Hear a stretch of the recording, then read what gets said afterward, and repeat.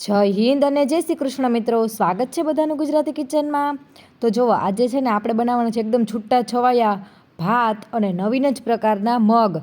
આપણે આજે જમવામાં ખાશું મગ ભાત। તમે જોવો મિત્રો, કેમ બાકી આપણી મગ ભાતની ડીશ લાગે છે। તો એના માટે છે ને પહેલાં મેં કુકર લીધું છે, આપણે મગ બાફવા નાખવા છે। તો અમારે 3 જણાને મગ ખાવાતા, તો એટલા માટે મેં 4-5 મુઠ્ઠી મગ નાખ્યા છે। તમે જોઈ શકો છો મિત્રો, આપણે મુઠ્ઠી ગણીને જ નાખવી એટલે વધારે માત્રામાં ના બને, ખોટો અન્નનો બગાડ ન થાય, બરાબર? એટલા માટે તમે જુઓ, મગમાં છે ને હું લાલ મરચાંનો એડ કરું છું। આપણા ઘરમાં સૂકું લાલ મરચું હોય ને મિત્રો, આપણે આવી રીતના કઠોળમાં એડ કરી દઈએ ને, તો જેથી કરીને કઠોળ બગડવાની બીક ઓછી રહે છે। જુઓ, હવે છે ને મગને મેં ધોઈ લીધા છે એકદમ વ્યવસ્થિત, બરાબર?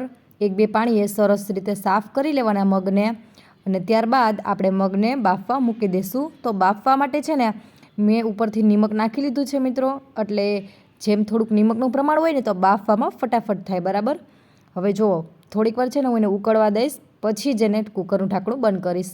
ત્યાં સુધીમાં હું ચાલો ભાત તમને બતાવી દઉં। જુઓ, અમારે 3 જણાને ખાવાતા, તો બરાબર 2-2 મુઠ્ઠી, 1 મુઠ્ઠી જે પ્રમાણે જેનો ખોરાક હોય એ પ્રમાણે મેં મગ અને ભાત બેય કાઢી લીધા, બરાબર? અને ભાતને પણ મગની જેમ જ આપણે ધોઈ લેવાના છે। ભાતને પણ આપણે મગની જેમ જ 1-2 વખત પાણીમાં સરસ ધોઈ લઈશું, બરાબર? વ્યવસ્થિત ભાત ધોવાઈ જાય અને પાણીનું જુઓ ખરાબ પાણી નીકળી જાય એટલે આપણે મગ અને ભાત બંનેને ધોવા ચોક્કસથી જોઈએ। હવે જુઓ, બીજી બાજુ મગને મેં ગેસ ચાલુ કરી અને આપણે બાફવા રાખી દીધા છે। જો થોડુંક એવું ઉકળી જાય પાણી, ત્યારબાદ એનું ઢાંકણું બંધ કરી અને આપણે વિસલ મારી લેવાની છે, બરાબર?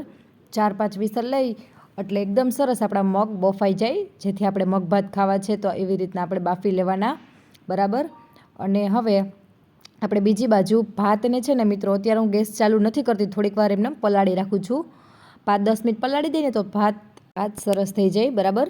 અને 5-10 મિનિટ પછી મેં છે ને ચાલુ કરી દીધા છે ભાતને પણ બાફવા, અને બીજી બાજુ આપણો મગ એકદમ બફાઈ ગયું છે, તમે જોઈ શકો છો એકદમ સરસ બફાઈ ગયા છે। તો હવે આપણે આના વઘાર તરફ જાશું, તો એ પહેલાં પેસ્ટ કરવાની છે, અને ભાત પણ થઈ ગયા છે। તો મેં કીધું લાવો તમને ભાત પણ બતાવી દઉં। તમે જુઓ, એકદમ છૂટો દાણો છે, તમે દાણો જુઓ વ્યવસ્થિત, એકદમ પચકો બોલી ગયો હોય ને મિત્રો, તો ભાત ખાવાની જરાય મજા ના આવે। આવી રીતના જુઓ, તમે એક દાણો એકદમ સરસ છૂટો છવાયો હોય ને, તમે આમાં ઉપરથી લીંબુ પણ એડ કરી શકો છો સફેદ બનાવવા માટે ભાતને, થોડુંક નિમક પણ એડ કરી શકો છો, જેથી ભાત સફેદ અને એકદમ છૂટા બનશે, બરાબર? જુઓ કેવા સરસ લાગે છે। અને હવે આપણે પેસ્ટ તરફ જઈએ, તો પેસ્ટમાં મરચું, આદું, તમે લસણ પણ એડ કરી શકો છો। મેં આજે લસણ એડ નથી કર્યું, બરાબર? જો આવી રીતના મેં એના ટુકડા કરી લીધા છે આદુના અને મરચાંના, બરાબર? અને તમે કોઈ નાની ખમણીથી પણ ખમણ કરી શકો છો આદુનું, બરાબર? ખમણી પણ શકો છો, પણ મેં કીધું લાવને હું સીધો દસ્તો જ મારી દો, બરાબર? તો આ બેયને મેં કટકા કરી અને મેં છે ને દસ્તો એ મારી દીધો છે, બરાબર? એટલે મેં કીધું એક સાથે બેય થઈ જાય, બરાબર?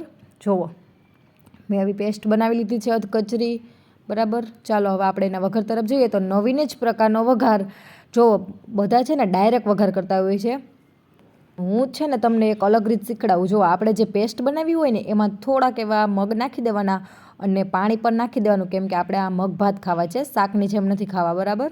મગ સાથે એડ કરવા છે, એટલે થોડુંક એવું પાણી હોવું જરૂરી છે। ના હોય તો તમે ઉપરથી એડ કરી શકો છો મિત્રો। હવે કડાઈમાં છે ને મેં 3થી 4 પાવડા તેલ લઈ લીધું છે, જેટલી તમારી શાકની ક્વોન્ટિટી હોય મગની એ પ્રમાણે તમે તેલ લઈ શકો છો, બરાબર? અને હવે જુઓ, આ પેસ્ટ છે ને મિત્રો, એમાં જ આપણે હળદર એડ કરી દેવાની છે, બરાબર? તમે જોઈ શકો છો, આનો જ પહેલાં આપણે તડકો બોલાવવાનો છે, બધા મસાલા આપણે આમાં જ એડ કરશું, બરાબર? આનો ટેસ્ટ કંઈક અલગ જ આવે છે, શાકનો રંગ બદલાતો નથી મિત્રો, બરાબર? હવે આપણે એક લાલ મરચું સૂકું કાઢી લેશું, એ આપણે વઘારમાં નાખવાનું છે। જો તમે મારો વિડીયો જોતા અહીંયા સુધી પહોંચી ગયા હોય ને, તો મારો આ વિડીયો તમને થોડોક પણ ગમ્યો હોય ને, તો મારી ચેનલને સબસ્ક્રાઈબ જરૂર કરજો। તમને કેવો લાગે છે મારો વિડીયો એ પણ મને કહેજો। અને હા મિત્રો, મારી મમ્મી છે ને એમ મને કહેતી હતી કે તું બહુ વાતુડી છો, તમને એવું લાગે છે મિત્રો મારા વિડીયોમાં? તો એ પણ જણાવજો। જુઓ, વઘાર મારી દીધો છે, રાઈ, મેથી, તમાલપત્ર, સૂકું મરચું અને 3-4 લીમડાના પાન। હવે જે આપણે આ વાટકો છે ને, આપણે વઘાર માટે બનાવ્યો છે ને, જુઓ એનો પહેલાં વઘાર મારી દેવાનો છે, બરાબર? તમે જોઈ શકો છો એકદમ વ્યવસ્થિત હલાવી લેવાનું છે। બીજી વાતોમાં શાક રહી જાય, બરાબર ને મિત્રો? પહેલાં શાકમાં ધ્યાન આપી દઈએ। જુઓ, બરાબર એકદમ બની જાય છે આપણું શાક અને એકદમ એને સળસળવા દઈ ઉપરથી નિમક નાખી દેવાનું છે સ્વાદ મુજબ, કેમ કે આપણે બાફવામાં પણ નિમક નાખ્યું હતું. બરાબર, એટલે ચાખીને નિમક નાખવું. કાશ્મીરી લાલ ચટણી પણ અમે આમાં એડ કરી છે. બરાબર મિત્રો, જેથી શાકનો કલર એકદમ સરસ રેડ આવે. અને હવે નાખશું ધાણા જીરું પાવડર. બરાબર, હવે આ જ મસાલે એકદમ સરસ મિક્સ કરી દઈએ જેથી આપણો શાકનો કલર એકદમ સરસ આવશે. ત્યારબાદ જ બધું શાક નાખવાનું છે. જુઓ, હજુ મેં એક જ વાટકાનો વઘાર કર્યો છે મિત્રો, તમે જુઓ એમાં જ આપણે ચટણી ને ધાણા જીરું પાવડર ને બધા મસાલા મિક્સ કરી દીધા છે. જો કોઈને મીઠી મગ ગમતા હોય ને મિત્રો તો તમે એમાં ખાંડ વધારે એડ કરી શકો છો. અમારા ઘરમાં છે ને બહુ મીઠા પણ નહીં અને બહુ ખાટા પણ નહીં, મીડિયમ મગ રાખવાના હોય છે. ઘણાના ઘરમાં મીઠી મગ બનાવે છે. બરાબર, એટલે એ પ્રમાણે તમે ખાંડ ઓછી કે વધુ કરી શકો છો.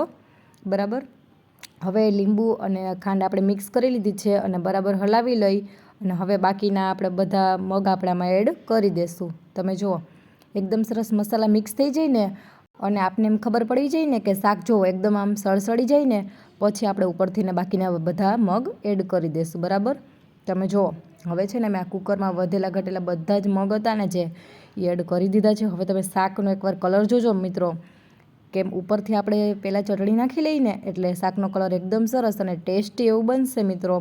તમે પણ એકવાર આવી રીતના વઘારીને ટ્રાય જરૂર કરજો. એક આરે બધો વઘાર નહીં કરવાનો. બરાબર, પહેલાં થોડો કેટલો વઘાર વાટકામાં લઈ અગાઉ કરી લેવાનો. બરાબર, જુઓ તમે શાકનો કલર જુઓ તમે, અને શાકનો ટેસ્ટ પણ એક નંબર આવશે મિત્રો. અલગ જ ટેસ્ટ બની જશે શાકનો. તમે જોઈ શકો છો એકદમ લાલ ચટક શાક બન્યું છે. તમને આ વિડીયોમાં સેજ ઓલું લાગતું હોય પણ શાક એક નંબર બન્યું છે. હવે આપણે આને વ્યવસ્થિત પાકવા દેશું. બરાબર, 5 થી 7 મિનિટ આપણે શાકને પાકવા દઈએ એટલે એકદમ મસાલા બધા વ્યવસ્થિત એકદમ ભળી જાય બધાય અને એવું લાગે કે પાકવા આવ્યું છે. ઉપરથી આપણે ધાણા ભાજી એડ કરી દેવાની છે મિત્રો. અને જુઓ શાકનો કલર તમે જોઈ શકો છો અને ટેસ્ટ પણ એક નંબર બનશે. આવી રીતના શાક તમે જરૂર ટ્રાય કરજો અને મારી આ ચેનલને સબસ્ક્રાઈબ પણ જરૂર કરજો મિત્રો. તો ચાલો આવી જાઓ બધાય જમવા. કેમ બાકી જુઓ આપણું શાક તૈયાર થઈ ગયું છે મિત્રો. બરાબર, અને સાથે મગ ને તમે મારી ડીશ જોજો. બરાબર, આવી જાઓ બધાય જમવા. તમને મારો વિડીયો ગમ્યો હોય ને તો મારી ચેનલને લાઇક સબસ્ક્રાઈબ જરૂર કરજો. થેન્ક યુ મિત્રો. જય શ્રી કૃષ્ણ. જુઓ મારી ડીશ છે ને એક નંબર, મગ ભાત ને જુઓ પાપડ ને કાચી કેરી ને. ચાલો આવી જાઓ જમવા.